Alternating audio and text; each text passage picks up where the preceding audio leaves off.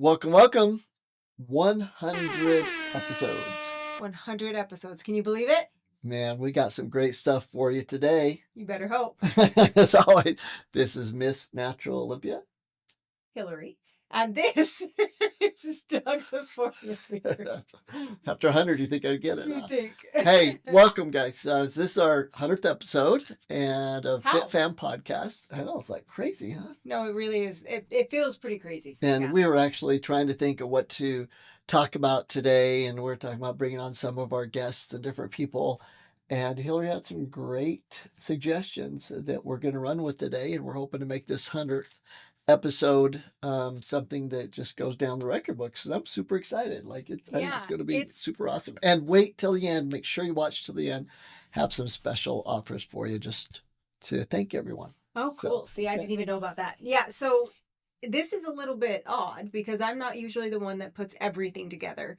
You know, I'll help contribute, right? But I like these ones because we get Doug to, right off the cuff to come up with a few things. But what we're going to do today is basically be in honor of 100, our 100th episode. Right. We're doing 100 years of fitness breakthroughs. So we're going to start, since it is 2025, we're going to start and just do decade by decade, beginning in 1925, and talk about some of the fitness breakthroughs. Awesome. I like that. Fitness breakthroughs. Yeah. So we'll go through your breakthroughs that you thought was the greatest for each decade. And then I'm just going to go through what I think are the top breakthroughs based on just my experience and kind of see if they're even a match. I like it. Okay. Let's see how good your pinpointing the right date with the right breakthrough. Because, I'm not sure about that one. Okay, so here we go. 1925 to 1935 was kind of the vitamin discovery era, right? That's where we linked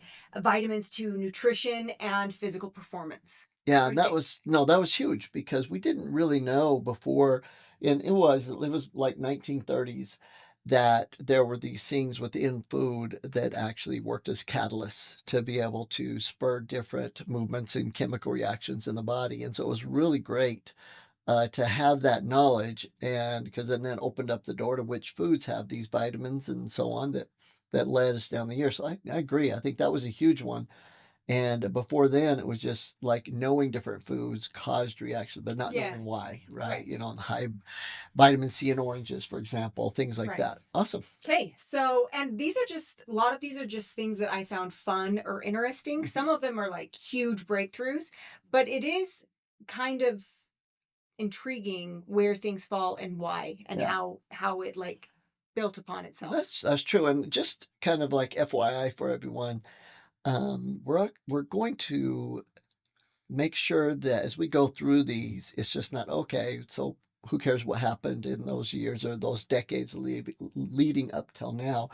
It's really about what's in it for you. What does that mean for you today, knowing that we discovered that and what's changed, because sometimes the discoveries are all positive, the others the bad people are just wanting to manipulate things and, be able to control what we purchase and all that could use those discoveries for bad. But the bottom line is we have some absolute take homes, what you can do to be able to improve your health based on these discoveries. So it's 1935. Some of them are just fun. Okay. So 1935 to 1945 is like the military fitness programs. This was the World War II era, right? Yeah. And so it really emphasized the physical conditioning of our soldiers, and structured fitness programs. So I think that's that's huge. It is interesting because another discovery within that decade was of actual steroids. That it was actually the Germans who had discovered that they can synthetically make these testosterones, and that once they found out, wait, how come people are, more aggressive or stronger and all that, and they started really experimenting with that, and a lot of even the cartoons or comic books from back then or that we talk about now, Captain America, they were playing off that discovery actually. And so, but the thing I think that was key with your discovery then, or finding out that's what happened in World War II era, was the knowledge of physical fitness, like you said, and how can we get more And that Yeah. already led people down the wrong path of like, Well, it's yeah. about health. No, for sure. But it also was like pinpointing we need the healthiest, Yes. most physically fit Yeah. soldiers. And that's so important, right? Yeah. So, which it's funny that you talk about the steroids because Mhm. I didn't mention anything like that. But 1945 to 1955 is like the modern bodybuilding era. Like that's when it really started to take off. It was the first Mr. Universe. Don't look, I'm going to ask you a question. Ooh. Who won that? 1948. Where was it? Was that the America one? It was or in London. London? It was part Yeah. of the Olympic Games. Okay, because the Olympia was different. The Universe was there was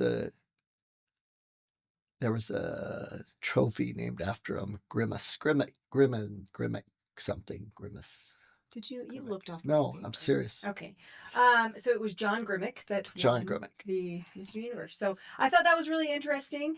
It's like more organized competitions, and then the muscle beach culture started Right. to catch on. Finally right? catch on. No, not catch on. It started. It started. yeah. Right. And in America, that's why the separation there, you had the Hercules come out, right? And with Reeves and all them, and they were really I don't know if it was that early. I don't think it was that early. it wasn't too long past that whole thing started happening, but it was that Muscle Beach era that was just getting started right you then, could see the right? movement. Yeah. Yeah. Mhm. Okay, you're going to love this one. One of Doug's most favorite fitness influence of all time. So 1955 to 1965, what was that all about? Well, it was like the Jack LaLanne startup and it started to get going, right? His show ran from 1951 to 1985 is what I saw. Is that true? That's Yeah. crazy. That's crazy. Just This crazy. guy was a stud. So that really brought physical fitness into the home for the first time. Yeah, and it was one that really brought it to home because it also brought it to the ladies. It's like, hey, you can be fit. And he was really, they tried to like completely ostracize him for a while because of that, because he said men and women need to be fit and talked about the importance of that so they could be better. The wives could be better whether they were working or in the home or wherever they were. But fitness was a huge part of it. And he actually was the first one to really create that mindset change that no, this is for everyone, kids, women, men. I like it. And love that. Yeah. Absolutely. So also in that time, the other one that I thought was pretty interesting in 1956, President's Council on Physical Fitness. Okay. And that was established under Eisenhower. And that's where fitness in school kind of took off and exercise became more of a public health priority. So it was starting to take off with everyone. It wasn't like physical fitness was just important for soldiers or physical fitness was just important for bodybuilders. It was like everyone needs physical and fitness. if you take a look at the schools and what they had to do with the push-ups and the pull-ups and the dips and the rope climbing, and I remember growing up as a little kid, not a kid, more of a teenager, and there was a time when I actually wrote down I was going to be the head of the President's Council of Physical Fitness, and I think Arnold got it instead. But anyways, it was believe. Anyways, it was such a big deal. Yeah. It was a big deal. And when I went to school, we were climbing the rope, clear to the top. And I don't know, a lot of times nowadays they don't do things like that. Worried about people getting hurt, but physical fitness is a big part of it. And the cool thing, maybe you're going to mention it, is just this last week. They brought back the President's Council. That's why I mentioned it, because I thought because that's so excited. Yeah. So excited. Yeah, I know you are. Okay, so that now we're talking about 1965. I'm not sure anything of real significance happened in 1965. Do you think I was born in 1965? Okay, so born in 1965. Gold's Gym was founded in 1965. 1965 to 1975. This is like cool. Every time I was researching these different things, I could see this mental picture of what they were talking about. And this is when like the jogging boom came out, right? So I could just picture everybody in their 1975 shorty shorts and all of the sweatbands that everybody used to wear, right? Yeah. So, and then also Nike running shoes. It's the first Nike running shoe released like in 1970, which is really cool. And if you haven't read the book Shoe Dog, definitely go read that book and you can see why we actually wear some Japanese shoes once in a while That's right. because of that And then history. also in that time frame was that commercial gyms were starting to evolve and more into like fitness centers Mm. for everyone. And it wasn't just like the gym was for a bodybuilder. Yeah, and then it was mainly the YMCAs and that, Yeah. but the YMCAs were really big. I remember they were still huge, especially in the cities growing up, and that's where people would go to work out. Yes. It wasn't just a place that was kind of like a hangout after school for the kids. It was a true gym. That's where you went. You had a YMCA membership. Yeah. So a lot of these are more focused on the fitness kind of Mm-hmm. aspect, and we're not really diving into like the cellular health era, right? Where I like it. Okay. I like it. All right. So 1975 to 1985 was, and this made me laugh as well, it was like the aerobics era, Mhm. right? The ladies in their little Leos with their leg warmers. I vividly remember my mom going to her aerobics classes. It was also this like a really big surge in women's Yeah, fitness. it was. You know, I think that From the fat burning perspective for sure, yes, right? yes. And that time frame in fitness, the belief was that you've got to burn calories, and the thought was that the only way to burn more calories is more time. And so it created a major problem Mm, mentally, especially for women, I see because that. they'd go and do the aerobics, and they, the only way to get better is to increase time, increase time, increase time. And it caused a lot of issues, but at least the awareness, we had to go through that phase because you had to have the awareness of, oh yeah, this is good for you, and get the body moving and increases your metabolism. It was kind of that first boom of that, thinking we had the answer, but in all reality, Yeah. it was just realize you need to move, but there's a lot better ways to do And it. it was a stepping stone. I feel like each 100%. of these are stepping stones into a new era that created another. Even if it's a fitness craze, it helps us to understand the relation between growing muscle, burning fat, clearer thinking. Mhm. They're all progressive steps, right? Absolutely. Something else that's really cool in 1975 to 1985 is it's the first like Nautilus machines are introduced, which is interesting because it was like a safer way to train because it offered variable like resistance training. Yeah, and Arthur Jones, who invented that, the Nautilus, the shape of a Nautilus shell was the cam that they used on the machines to be able to give variable resistance. And he almost didn't stick with it. Like he truly went into depression stuff because people said, no, not strength training, that's ridiculous, and not everyone should do it. And I'm sure men should do it, but women for Wow. sure shouldn't do it. And he revolutionized the world, and he stuck to his guns because he actually did some of the initial studies to show that really it's about what you do in the amount of time for your fitness, not just going out and being crazy. It was really I love cool. that. I Yeah. loved him. Okay, I love that. 1985 to 1995. This was like the home fitness era, the Jane Fonda workout videos. Mhm. I remember those vividly from my mom. The USDA came out with the food pyramid for the first time. Now, the food pyramid was introduced, I believe, in Germany before that, a different food pyramid, but the USDA came out with the food pyramid, Mhm. right? Which again, it's a stepping stone, right? No, 100%. And then also within that era, and then I'll give you a chance to talk, was like the home treadmill. Oh, wow, I didn't know that. Yeah, Mhm. yeah. That's really cool. Well, 85 to 95 was my era. Like that was the era that really, well, yeah, and it was where I decided what I was going Yeah, to do and the imprint I wanted to make in the world if possible. yeah. And 90 is when I started NutriStrength. And remember, like you said, they're coming off that aerobic phase, right? That Mm-hmm. whole thing, and people were searching, and I think they innately knew that there was something else. And so we opened up the training center, strength training, all only strength training, and people come in and would take them through. And we didn't do what a lot of others are doing. We started doing slow movements and Yes. really methodical and training one body part, and then it's Time under opposite. pressure. Yep, time under tension. Yep, and then the agonist, antagonist, all this, and we were doing and somewhat inventing as we were going on because I was going off Arthur Jones' work and some others. It's actually one of the ones that I mentioned, but that I think that in the period of fitness, as far as understanding what we should do to get your body's metabolism the highest and to burn the most calories and for strength and for shape, it was 85 to 95. I think that's when it was like cemented of like, oh my gosh, We need both. we need both. And you had some of the great idols in your world too, right? Like Corey Everson and them Oh, were yeah. just starting their rise and to show what's possible with the human body, especially for women. Yeah, I love that. 1995 to 2005. When I was researching, it was like the rise of holistic, but also group fitness. So this is like where holistic is really becoming something that people are looking into and really researching and trying to understand. Group fitness classes such as spinning and or Zumba were really big. That's like when they started hitting they hit the mainstream. People started to love them. Absolutely. But also yoga and Pilates kind of became part of During that time yes, frame. yeah, Cool. yeah. That was 1995 to 2005. That was in the era of the time that the NBA hired me as the first nutritionist. And we're like, wait a second, it's not just about training and the exercise of it, right? For professional athletes, it's like, wait, the nutrition plays this huge role.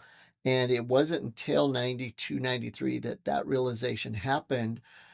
So much that, that they're like, oh, let's look for the answers on that subject. And it was a big change. The medical doctor at Phoenix Suns, we talk about a lot, saying, hey, nutrition does nothing for performance. That was truly said and believed back in, 93. Yeah, that's And wild. so the whole 95 to 2005 was us then saying, no, nutrition's critical. And what can we learn? Like what part of nutrition, what foods help with performance and longevity and which ones don't? And that's really where the understanding of digestion came into play at such a huge level, and where a lot of what we teach today we learned because we learned it with the professional athletes who in real time you got to know if it worked or not. And so that was probably the most special time for me in the area of fitness and nutrition as far as like breakthroughs, because we were at the forefront of like, this works, this doesn't work, this works. And we're actually, doing a lot of that research in real time. So that was a great decade. Love that decade. Cool. So 2005 to 2015, functional training, CrossFit also CrossFit came in then? to the forefront. Doug loves CrossFit. Hey, love it or hate it, CrossFit can create some amazing athletes, and it's a really intense workout. Hey, it's about consistency, right? You could take the not best exercise program and not the best diet, and as long as the basics are there and you stay consistent, you're going to get results. And there's no doubt there are some phenomenal athletes that have come from CrossFit. But it's also kept physical therapists and chiropractors, in business too, because some of the movements for me from the American College of Sports Medicine and the strength training associations and all them, they weren't even allowed to talk about CrossFit because there were so many movements that we know shouldn't be done. But over the decades, I think it's improved. And you're right, though. Great athletes. It was just we were like, hey, don't teach these types of movements. Put your feet up on the wall and go down and hit your head and go back up. Those types of movements. When you're trying to teach someone just how to be fit and stuff. But yeah, they're okay. So then also social media fitness became where are we at now huge. Again? This is 2005 to 2015. Okay. We're almost to the now. But so that's really interesting because this is where people could start sharing, through social media, and it could get everywhere instantly, not just workouts and diets, but also it's like the era of transformation, right? Like accessible transformation. Like you can see, oh, okay, so this is what could happen, right? So I think that's kind of a big thing. It's almost like the whole world's in that transition during that decade. Yeah, like that. Right. And also wearables, but then we kind of just pull that into 2015, 2025, and it's like the digital amplified fitness era. It's just like virtual fitness platforms are on the rise. All the apps that you can use to help with your health. MyFitnessPal, was created and really big and still is really big. And then a bunch of like AI change the game. Changes, yeah. Right. And AI, even a year and a half ago, we make jokes about it because it couldn't make a nutrition plan if it had to. and even like 6 months, right? We're like Yeah, doing the calories not about 6 months ago, and it's just so I think we're going to get a lot more even yeah, next for year or two. But what do you think for sure. in 2015 to 25? I mean, you've won Miss Olympia 4 times in that period of time. You've been a part of the industry in a deep way with optimal health, the concierge clients, yourself personally, your kids have grown up now, were teenagers and then early 20s now. Like there's so much in that decade. And what do you taking a look at it? What do you think one of the biggest, even a few of the biggest breakthroughs or the biggest things that you've seen Yeah. in that era, besides what you mentioned? Is there anything that comes to you? Because like you're pretty much the expert of that decade. Has like seen it all. I'm gonna say I'm gonna kind of lean back onto what I just said and mention two things that it's both a huge pro and it's both a major con if you use it incorrectly.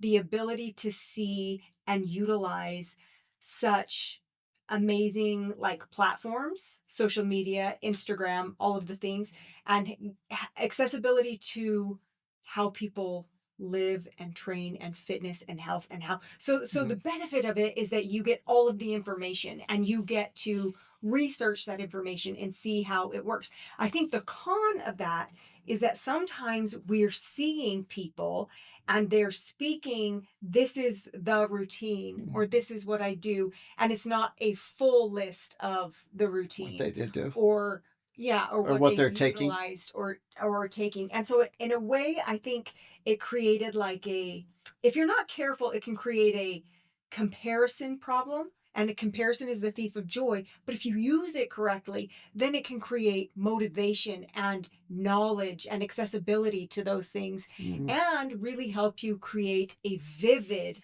goal for your health and how you want to feel and how you want to show up. Um, That's and really I feel like powerful. in the last decade, we have really made huge leaps forward in everybody's mental health. And I really love that too. I love that that it's health is encompassing every part of health. It's not just about being physically fit, which is a lot of what I mentioned because it's just so intriguing and I love it, but it's also incorporating your nutrition and how important that is and your mental health and how you what you fill your brain with is what you'll spew into the world and how you think and feel and all of that. So, I love that. And in fact, that kind of leads into the fitness side of it because as we've been talking about it since you came up with this idea, I kept thinking, what were the major breakthroughs? And you went through the decades in that and different people. And then I thought, wait a second, really the overall most major breakthrough, I think, is the understanding that it has to be holistic, that mhm, you have to go about health from every aspect of it. And it yeah. goes back to our acronym, which I think is divine that because it keeps us in training the doctors and or working with people keeps us holistic and I agree with you 100%. So the fitness acronyms what I went through to think about the 100th episode, the 100 years, like from my perspective, and you know whether it's right or wrong, but just from kind of being in the game, you know, truly for well over 40 years, like what's the deal, like what do I think is the biggest? So starting off, focused intense thoughts. So write down the acronym. If you're new to the FitFam uh, podcast or Optimal Health Systems Rest, we use the acronym FITNE.S. And so the FIT stands for focused intense thought. And a lot of it, you know, I think just kind of expanding on what you said, the mental side of it. And some people think, oh, there's more mental problems now versus years ago. But you saw, you know, with your mom and the ladies then that there was a major issue because there wasn't the knowledge of balance. They were doing Right. the best they could, Yeah. and it created some major imbalances. Now we know, and so we might have that comparison issue, but Right. mentally you can like wait a second, if we set our goals properly and they're realistic, and create that holistic, you know, focused intense thought, we are better than we were, don't you think? Yeah, no, I think so. And I think what social media can be a great image of is that health doesn't look one way, Mm, right? And mhm. when you're taking care of your health, of course, fitness and body fat and you know, muscle strength and all of that is important for your health. But health, we don't all look the same, right? Yeah. It used to be that health meant super skinny, you know, like supermodel skinny. And I think now there's such a full and huge array of healthy athletes out there that we can see they're different in all shapes, sizes, and Yeah, and everything. 100%. 100%. So for me on the focus intense thought, that's usually where we go. I wanted to speak about one thing that I think is the greatest breakthrough in the last 100 years. And that was the breakthrough of understanding two things, a placebo and nocebo effect, that made a big difference on focused intense thought. We're talking about the mindset. And the discovery was this, is in 1955, there's a guy named Henry Beecher, and he did this big research study, and he proved that 35%, so think about all the studies done on, food, on drugs, on anything, where you do a study to see if this food or this drug Right. or this vitamin does whatever. 35% of the results, 35% of them are based on placebo, on the mind. If people thought it was going to cause this reaction, it did in the body. Interesting. And so 35%, that tells you how powerful the mind is. If you just say, I am healthy, I'm a healthy person, I am fit, I have vitality, I'm going to live a long, healthy life and full of energy, you create that mindset. That's 35% of it. Right. And there's a reason that focused intense thought is always the first part, because everything begins here in how we think and how clear we are on our goals and how we want our life to And that's why we have HIT, right? Yep. Health identity trait. Health identity trait. Everyone should have one. I just had a client the other day and he called up and he says, hello, this is Bruce Lee. And I knew who it was because that was his health identity trait. But the first thing we do as people is create that health identity trait. And so that's a placebo effect, 35%. But here's what a lot of people don't know. Most of you that watch this show are into health and fitness somewhat have heard of the placebo effect. But there's the opposite side of that called the nocebo effect. And this was coined, this term, in 1961 by a guy named Walter Kennedy. And he was able to show that, get this, in 70% of the cases, people, if they had their mind absolutely believing that something wouldn't work, it didn't, even though chemically it should. So, something simple, let's say like caffeine. You could take some caffeine, and if you 100% believed that it was going to actually do the opposite of give you energy and all that, even though that chemical reaction is happening on the nerves, it won't create that energy. You can actually do the opposite of placebo. In other words, I think I'm gonna get this great thing. You can also stop something good from actually happening because of a negative mindset. And so the mind, whether it's placebo, you think it's going to happen, whether you actually took the red pill or not, or the nocebo, both are true in huge percentages, just showing you the importance of having a positive mindset of thinking, giving grace, being thankful for everything you have, grateful for a beautiful life, meditation, prayer, getting away from the noise of the world is so critical. And for someone that loves music so much, and I always like to have things going on, it's so critical to set those times. And I think a lot of times when we go away or we go somewhere where we have a moment, all of a sudden we have big breakthroughs because we have that moment in time to really think and be clear. So focus, intense thought. I'll speed through mine. The second one, nutrition. The end of fitness is nutrition. And I think that the biggest discovery in nutrition was in the 1940s. By a man named Dr. Edward Howe. And what he did is he discovered that it wasn't food that makes us healthy. It wasn't food that gives us energy. It wasn't food that fixes disease. It's the digestion of the food by enzymes. Enzymes were, I think, the biggest breakthrough in the area of nutrition ever. And that's a huge statement, but I really believe it with all my heart, because we know now that if Hilary has some rice, cooked vegetables, and salmon, all of it cooked, and I have a Big Mac and fries and a Coke, guess what? If neither of those plates were digested, we're both going to die. We're both going to get sick. It's not just the food, it's the digestion of that food all the way down, the protein, carbs, and fats, right, to amino acids, glucose, and fatty acids. So that knowledge is so huge, and it's a part of our life, right? In our company. For sure. But Absolutely. but that's the nutrition one. Okay. I All like right. it. And there was a lot of places to go with that. Yeah, there's a lot. With exercise, it was two things: 1940s and 50s. You already hit The it. E of fitness. Oh, I'm sorry. That's okay. Exercise, the E of fitness. And I went there with the same thing with, the people you talked about, some of the mentors and people love so much, Jack Lane and that. But shout out to Arthur Jones, you talked about, who invented Nautilus. A couple others, Ellington Darden, Wayne Westcott were some of my mentors. They were not really known out there, but they're the ones that really were instrumental in teaching that strength training and how to do strength training. What way would benefit the body the most for the health of it. And Joe Weider, Wayne Westcott, Dr. Ellington Darden, those guys were huge. And then I think the modern day, 1990 to 2000s, it was the top strength coaches in the world. They truly revolutionized the world when it came to exercise physiology and that. And they were friends of ours, and they are friends of ours. Robin Pound from the Phoenix Suns, Mike Brungart from the Spurs, Bill Ferrand from the Heat.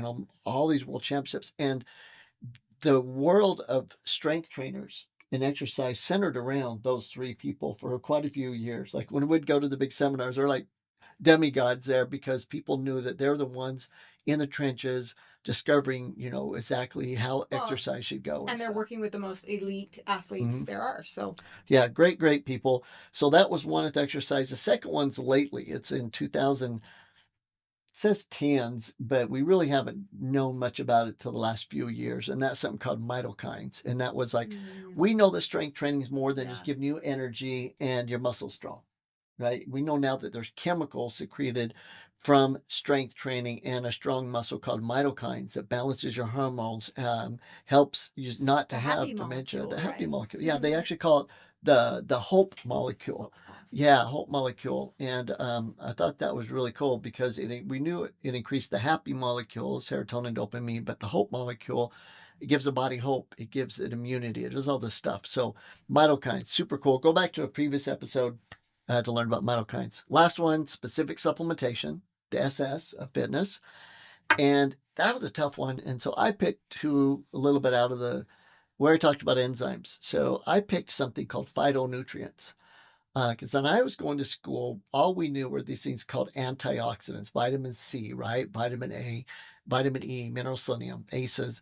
And then there was this discovery in the 1990s that, wait a second, there's these compounds in foods more powerful than regular antioxidants. And we had to name them, so they named them phytonutrients. But that's what makes things so great with cherries and what's a phytonutrient-rich food? Pomegranates, right? Watermelon, anything dark green, purple, like that. The phytonutrients. So I'm a big fan of phytonutrients. I think they're one of the biggest things to help with disease, and we've learned in the last few decades. So phytonutrients, and then the last one wasn't really.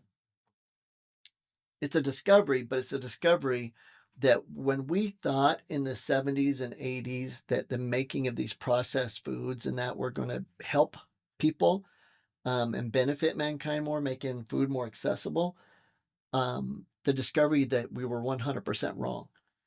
That the more we process a food and take it from its natural state, the more damage that it causes. And that whole, evolution in time to where we are now, where we're like, gosh, we got to back things up. We got to take the dyes out. We got to get things as unprocessed as possible. We need to go back to single ingredient foods. So, that was my big one. There was one more on the supplementation, and that was in 2000s. We actually mapped the human genome, the microbiome. We understood that probiotics now were the key, right? Yeah. The gut-brain reaction. Yeah. And like the more you train, I think the more I hear from you all the time, but I need to get my gut flora under control because something's wrong, even mentally or whatever that. Yeah, I don't know if it's the more I train. I think it's any extreme. If the more I train, maybe I notice it, or the more I'm not training, I notice it, or the more on my nutrition is, the more I can feel it if there's an issue, and then the more off my nutrition is, there's an issue. So I think it's all over the place. I think you really get to know when your gut bacteria is off. Oh, so when there's a deficiency, either or, you feel it. Right. You feel it. And so that's a huge one. And that discovery, and it's one of the reasons we're huge on eating fermented foods and taking probiotics supplementally. So that was fitness. The bottom line for me was that we learned in the 1990s when I first just really got going.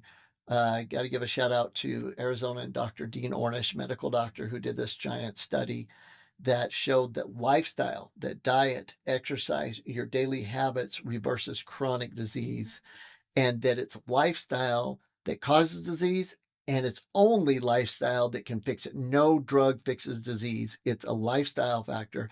And in the 90s, he was the one that I honestly attributed it all to. Was like, he's like, did the studies, right, showing heart disease and everything's reversed with lifestyle. It's caused by lifestyle.